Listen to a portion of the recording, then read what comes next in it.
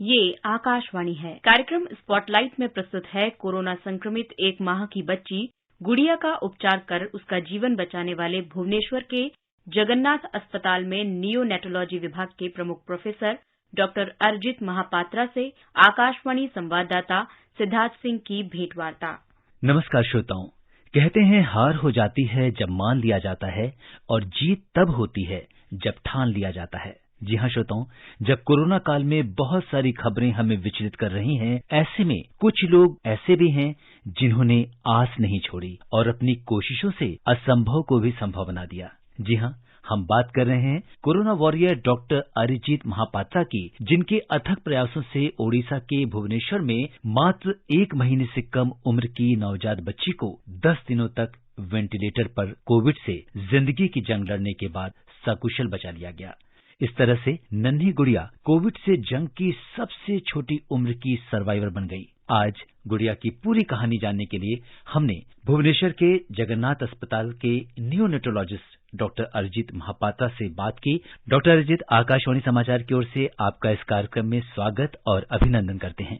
सभी श्रोताओं की नमस्कार। डॉक्टर अरिजित, आपसे जानना चाहेंगे कि आपने इस नन्ही बच्ची का जीवन किस तरह बचाया। सिद्धार्थ जी, देखिए, ये बच्ची जब 25 दिन की उम्र की थी, उसको सांस लेने में तकलीफ हुआ और बुखार हुआ और हमारे पास पहुंचा। हमने जब उसका हिस्ट्री लिया तो उनमें बताया गया कि बच्ची छत्तीसगढ़ के रायपुर में पैदा हुई थी। उसके बाद उन लोगों के घर थे भवानीपटना, जो कि तकरीबन 550 किलोमीटर यहाँ भुवनेश्वर से है। तो वो लोग रायपुर में बच्ची के जन्म के बाद वो लोग अपने घर भवानीपटना कलाहंडी डिस्ट्रिक्ट में आ गए। आने के कुछ दिन के बाद बच्ची को जब 10 दिन हुआ था, तभी उसके माँ बाप और दादा और घर में और सदस्यों की बुखार होने लगी और कोविड जैसा सिम्टम होने लगा। जब टेस्ट किया गया तो आरटीपीसीआर पॉजिटिव आया उन सदस्यों की। फिर उसके बाद जब बच्ची को 15 दिन उम्र हुआ था तो उसको भी बुखार होने लगा और थोड़ा सांस लेने में तकलीफ और खाने में तकलीफ हुआ। वो बढ़ते गया तो उन लोगों ने कलाहंडी भवानीपटना से भुवनेश्वर में आके हमारे पास पहुंचे। जब पहुंचा तो उसको सांस लेने में बहुत ज्यादा तकलीफ था, ऑक्सीजन की मात्रा भी बहुत बदन में कम था। फिर हमने उसको इवेल्युएट किया, रिससिटेट किया और उसका सारी तरफ का चिकित्सा शुरू किया। तो पहले तो बच्ची की हालत बहुत खराब था। उसके बाद हमने उसको वेंटिलेटर में रखा और बाकी सारे दवाई, जैसे कि आपका स्टेरॉयड है, एंटीकोआगुलेशन है, रेमडेसिविर एंटीवायरल ड्रग है और ऑक्सीजन है, बाकी सारे दवा की शुरू किया। उसके ब्लड प्रेशर में भी तकलीफ था, उसके सारे मल्टी ऑर्गन डिस्फंक्शन जिसको बोलते हैं, सारे ऑर्गन में भी तकलीफ। बच्चे कुल मिला के काफी सीरियस कंडीशन में था। 10 दिन तकरीबन जगन्नाथ हॉस्पिटल और AIPH यूनिवर्सिटी का पूरा टीम है लगने के बाद हमने उसको वेंटिलेटर से बाहर निकाल पाए और उसके बाद बच्ची ने दूध पीना शुरू किया, माँ से भी दूध लिया और सुस्त होकर 20 दिन हॉस्पिटल में बिताने के बाद हम लोग उसको डिस्चार्ज कर पाए। और डॉक्टर अरिजित, अगर हम ये कहें कि इस तरह के जो बहुत छोटे बच्चे होते हैं, इन्फेंट्स होते हैं, क्योंकि वो कुछ बोल भी नहीं पाते, ऐसे में जब आपके सामने ये बच्ची आई तो सबसे बड़ी चुनौती क्या थी? आपने सही बताया कि बच्चे लोग स्पेशली जो बोलने से पहले आते हैं तो उनको कैसे ट्रीटमेंट किया जाए। उनमें हमारा ट्रेनिंग के हिसाब से उनका इवैल्यूएशन रहता है कि सबसे इम्पोर्टेंट चीज है हिस्ट्री। हम लोग लेते हैं कि बच्चे को क्या तकलीफ है, कितना दिन से तकलीफ हो रहा है। तो माँ बाप की जो हिस्ट्री देते हैं, हमको बताते हैं कि ये हुआ, ऐसे हुआ, तो उससे हम लोग को काफी सारे क्लू मिल जाते हैं। उसके बाद हम बच्ची को इवैल्यूएट करते हैं, एग्जामिन करते हैं, उसका सांस का तेज कितना चल रहा है, उसका हार्ट रेट कितना चल रहा है, उसका ब्लड प्रेशर कितना चल रहा है, उसका बदन में ऑक्सीजन की मात्रा कितना है, बाकी उसका अलर्टनेस जिसको आप कॉन्शियसनेस बोलते हैं वो कैसा है। ये सब चीज इवैल्यूएट करने के बाद हम लोग उसका कुछ टेस्ट भी करते हैं, जैसे कि खून का जांच भी करते हैं, एक्सरे भी निकालते हैं। ये सब चीज मिला के हम लोग डायग्नोसिस में पहुंचते हैं और उसके हिसाब से ट्रीटमेंट करते हैं। आप अगर अडल्ट और बड़े बच्चों को कंपेयर करेंगे तो ये नियोनेटोलॉजी और न्यूबॉर्न्स तो काफी चैलेंजिंग ही रहते हैं। और डॉक्टर अरिजित, बहुत सारे लोगों ने हमें सोशल मीडिया पर ये भी पूछा है कि जब इतने छोटे बच्चे को हम वेंटिलेटर पर रखते हैं तो क्या उसे कोई कॉम्प्लिकेशन होता है? कोई इस बच्ची को कोई कॉम्प्लिकेशन हुआ उससे? देखिए, वेंटिलेटर के माध्यम से चिकित्सा जिनको भी किया जाता है वो काफी सीरियस कंडीशन रहता है, तो कॉम्प्लिकेशन तो काफी सारे हो सकते हैं। लेकिन हमारा जो स्टैंडर्ड प्रिकॉशंस है, स्टैंडर्ड मॉनिटरिंग है, जैसे कि हम लोग उसका कंटिन्यूअसली उसको blood pressure, oxygen, heart rate, respiration पूरा कंटिन्यूअस मॉनिटरिंग में रहता है। और कंटिन्यूस 24/7 हमारा जो कॉम्पिटेंट सिस्टर्स है, डॉक्टर्स है, उनके निगरानी में कंटिन्यूसली रहता है। जब भी कोई भी पैरामीटर इधर उधर होता है तो हम लोग तुरंत उसको इमीडिएट स्टेप लेते हैं। इट इज लाइक पूरा सेकंड टू सेकंड मॉनिटरिंग में रहता है। अगर वैसे करेंगे तो भगवान के कृपा से बच्चे बाहर आ जाते हैं, जब ज्यादातर कॉम्प्लिकेशन नहीं होता है। और डॉक्टर अरिजीत, आपसे जानना चाहेंगे कि बच्चे की वेंटिलेटर के अलावा जो ऑक्सीजन की जरूरत को किस तरह से पूरा किया गया, उसे क्या एंटी कोविड मेडिसिन भी दी गई? बच्चे को एंटी कोविड मेडिसिन भी दिया गया।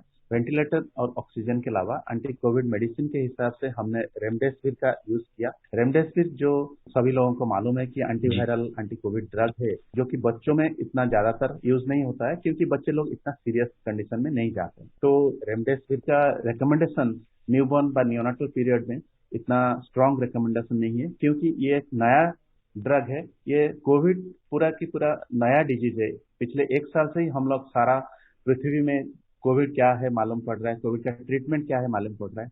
तो बच्चों में हमारे पास इतने सारा डाटा नहीं है, एक्सपीरियंस नहीं है, लिटरेचर भी नहीं है, तो रिकमेंडेशन भी इसके हिसाब से नहीं है। लेकिन ये ऐसा एक परिस्थिति था कि जो लाइफ सेविंग सिचुएशन था, जो लाइफ एंड डेथ सिचुएशन था, इसलिए हमने क्या किया कि उसको पेरेंट्स का कंसेंट और अंडरटेकिंग लेके उसको इमरजेंसी यूज ऑथराइजेशन, जो हमारा गाइडलाइन है डीसीजीआई का, आईसीएमआर का और गवर्नमेंट का, कि हम लोग उसको इमरजेंसी यूज ऑथराइजेशन लेके कर सकते हैं।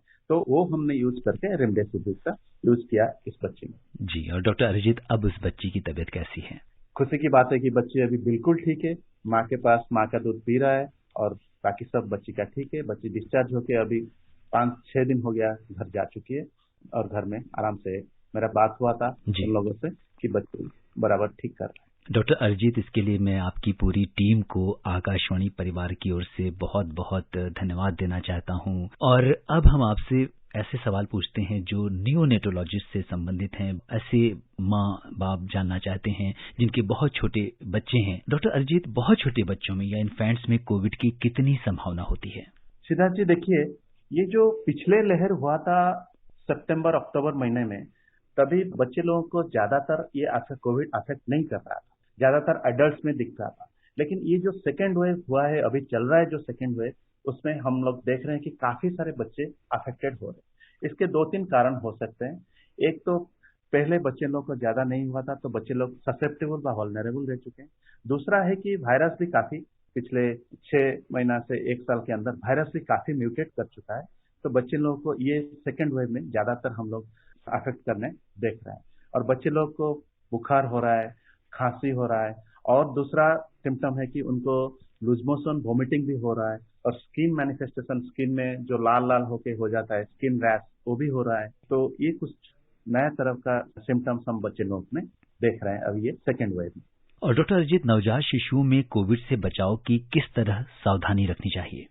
नवजात शिशु साधारण कोविड से अफेक्टेड नहीं होते हैं अनलेस पेरेंट्स, माँ बाप या किसी जो दूसरे सदस्य फैमिली के हैं जो करीब है, उनको अगर नहीं हुआ तो इनको भी नहीं होगा।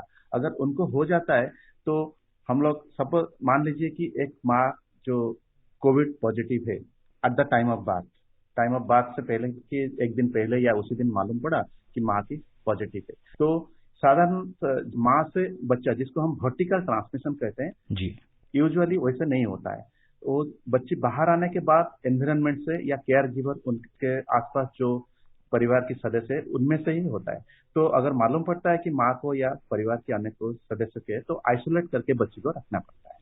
और जितना हो सके कि एडल्ट लोग मास्क पहन के रहे, बच्ची से थोड़ा दूर रह के करे, और जो केयर गिवर है जो बच्ची की देखभाल कर रहे हैं, वो थोड़ा हैंड वॉशिंग और उनको मास्क पहन के सब चीज करना चाहिए। डॉक्टर अरिजीत, अगर किसी गर्भवती महिला को कोविड होता है तो इस बीमारी के उसके बच्चे में ट्रांसमिट होने की कितनी संभावना होती है? गर्भवती महिला को जब कोविड होता है तो वर्टिकल ट्रांसमिशन अभी तक ज्यादातर नजर में नहीं आया। जो ट्रांसमिशन होता है वो यूजुअली पोस्टनाटल, यानी पैदा होने के, जन्म होने के बाद ही जो होता है, यूजुअली ट्रांसमिशन वैसा होता है। वर्टिकल ट्रांसमिशन जब बच्चे माँ के पेट के अंदर रहता है, वर्टिकल ट्रांसमिशन अभी तक नजर में नहीं आया। तो बच्चा पैदा होने के बाद ही माँ से आ सकता है क्योंकि क्लोज कांटेक्ट में रहते हैं। इसलिए रिकमेंडेशन है कि माँ भी थोड़ा, बच्ची और माँ को थोड़ा अलग रखा जाए जितना पॉसिबल हो। लेकिन नवजात शिशु को तो केयर लेना पड़ेगा। जो फैमिली के सदस्य, अन्य सदस्य जो अच्छे हैं, वो उसका केयर ले सकते हैं। और माँ भी उसको ब्रेस्ट फीडिंग कर सकती है, लेकिन मास्क पहन के और हैंड वॉशिंग थोड़ा प्रोटेक्शन लेके उसका ब्रेस्ट फीडिंग भी कर सकते हैं। जी, और डॉक्टर अरिजीत, अगर किसी परिवार में माँ बाप कोविड पॉजिटिव आ जाते हैं तो क्या बच्चे का भी RT-PCR टेस्ट कराना आवश्यक होता है? बच्चे का RT-PCR कराना आवश्यक होता है, इसलिए क्योंकि हमको मालूम होना चाहिए कि बच्चे अफेक्टेड हुआ कि नहीं हुआ। क्योंकि बच्चे अफेक्टेड हुआ तो उसका ट्रीटमेंट का लाइन थोड़ा अलग में जाएगा। दूसरा चीज है कि अगर जो गर्भवती माँ बच्चे को जन्म देने के टाइम में जस्ट ऑन दैट डे, उसी दिन या उसके बाद का दिन या पहले दिन मालूम पड़ा कि RT-PCR है, जिसको बोलते हैं कि baby born to a covid positive mother, तो बच्ची का हमारा रिकमेंडेशन, ICMR का रिकमेंडेशन के हिसाब से 24 घंटे में एक बार उसका पहली बार RT-PCR, अगर वो RT-PCR नेगेटिव आया तो 72 घंटा 72 आवर्स में हम लोग दूसरी बार उसको RT-PCR करते हैं, देखने के लिए कि पॉजिटिव है या नेगेटिव है। यूजुअली ये देखा गया कि पहला RT-PCR जो 24 आवर्स में करते हैं वो यूजुअली नेगेटिव रहता है, और जो 72 आवर्स का RT-PCR पॉजिटिव हो सकता है, लेकिन वो डिपेंड करता है कि हम लोग कितना कोशिश किए, परिवार के लोग कितना कोशिश किए बच्चे को आइसोलेट और प्रोटेक्शन में रखने के लिए। अगर पॉजिटिव आ जाता है तो भी ज्यादा कुछ घबराने का बात नहीं है, क्योंकि न्यूबॉर्न में ज्यादातर सिम्टोमेटिक अभी तक देखा नहीं गया। ये हमारा गुड़िया एक अफेक्टेड हो गई, लेकिन न्यूबॉर्न में ज्यादातर अफेक्टेड नहीं होते हैं। लेकिन हम लोग को जितना पारे कोशिश करेंगे कि बच्चे को थोड़ा आइसोलेट में रखेंगे, प्रोटेक्शन देके रखेंगे। और अगर किसी महिला को कोविड हो जाता है तो उसका बच्चा बहुत छोटा है, तो क्या लैक्टेटिंग मदर्स को बच्चे को दूध पिलाना चाहिए? हमारा अभी का रिकमेंडेशन गवर्नमेंट ऑफ इंडिया और ICMR का रिकमेंडेशन के हिसाब से ब्रेस्ट फीडिंग कंटिन्यू रखना है, प्रोटेक्शन लेके। अगर मदर कोविड पॉजिटिव है, किसी महिला कोविड पॉजिटिव है, तो ब्रेस्ट फीडिंग जारी रखना है, लेकिन प्रोटेक्शन लेके वो महिला डबल मास्क पहनेगी, ग्लोव्स पहनेगी और थोड़ा PPE किट या थोड़ा प्रोटेक्शन लेके उसको ब्रेस्ट फीडिंग जारी रखना है। क्योंकि ब्रेस्ट फीडिंग का काफी सारे जो फायदे होते हैं, वो अगर हम रिस्क और बेनिफिट रेशियो देखें तो कंटिन्यू करने में हमारा बेनिफिट ज्यादा है रिस्क से। रिस्क तो है कोविड होने का, लेकिन बेनिफिट ज्यादा है, इसलिए ब्रेस्ट फीडिंग कंटिन्यू रखना है। और डॉक्टर अरिजीत, अगर कोई छोटा बच्चा कोविड पॉजिटिव है तो उसे किस तरह की डाइट देनी चाहिए? उसका नॉर्मल डाइट, न्यूट्रिशियस डाइट रहना चाहिए, और हम लोग को ये देखना है कि बच्चा जैसा हाइड्रेशन व बच्चे का जो लिक्विड इंटेक ठीक होना चाहिए, क्योंकि बच्चे ज्यादातर डिहाइड्रेट हो जाते हैं। क्योंकि जब बच्चे को बुखार होता है या तबीयत कुछ खराब होता है, उनका खाद्य की मात्रा, फूड इंटेक, लिक्विड इंटेक कम हो जाता है। तो हम लोग को ये देखना है कि बच्चे अच्छा से हाइड्रेट रहे और अच्छा न्यूट्रिशन डाइट खाए, कंटिन्यू रखें। जी, और छोटे बच्चों में किस तरीके के आप लक्षण देखते हैं? अगर किसी बच्चे में कोविड होता है तो प्रारंभिक लक्षण उन्हें बड़ों की तरह आते हैं या कुछ अन्य तरीके से? बच्चों में प्रारंभिक लक्षण बुखार होता है, कोई कोई बच्चों में दूसरा लक्षण जैसे वॉमिटिंग, लूज मोशन, पतला मोशन हो जाता है, कोई कोई बच्चों में स्किन रैश होता है, आंख लाल हो जाता है। ये सब बच्चों में थोड़ा अलग सिम्टम होता है। तो ये जो gastrointestinal symptom, vomiting, loose motion, ये बच्चों में थोड़ा ज्यादा देखते हैं आज कंपेयर टू एडल्ट। बाकी बुखार, खांसी, जैसे फ्लू जैसा सिम्टम्स, नाक बहना, वो सब भी बच्चों में होता है। डॉक्टर अरिजीत, आप आकाशवाणी समाचार के श्रोताओं को क्या कुछ संदेश देना चाहेंगे?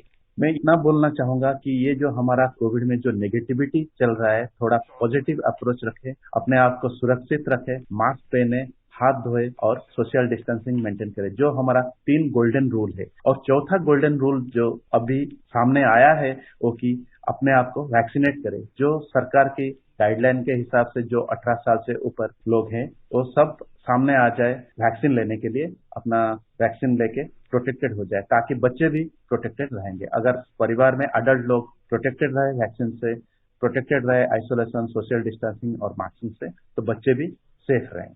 डॉक्टर अरिजीत, आकाशवाणी समाचार से बात करने के लिए सभी श्रोताओं की ओर से आपका बहुत बहुत धन्यवाद और आभार। धन्यवाद। अभी आप सुन रहे थे कोरोना संक्रमित 1 माह की बच्ची गुड़िया का उपचार कर उसका जीवन बचाने वाले भुवनेश्वर के जगन्नाथ अस्पताल में नियोनेटोलॉजी विभाग के प्रमुख प्रोफेसर डॉक्टर अरिजीत महापात्रा से आकाशवाणी संवाददाता सिद्धार्थ सिंह की भेंटवार्ता। ये कार्यक्रम आकाशवाणी के समाचार सेवा प्रभाग द्वारा प्रस्तुत किया गया। इसे आप हमारे mobile app news on AIR पर भी सुन सकते हैं। इस कार्यक्रम के संबंध में अपनी प्रतिक्रिया आप हमें ईमेल कर सकते हैं। पता है airnsdtalks@gmail.com। ये कार्यक्रम फिर से सुनने के लिए लॉग ऑन करें हमारी वेबसाइट newsonair.com।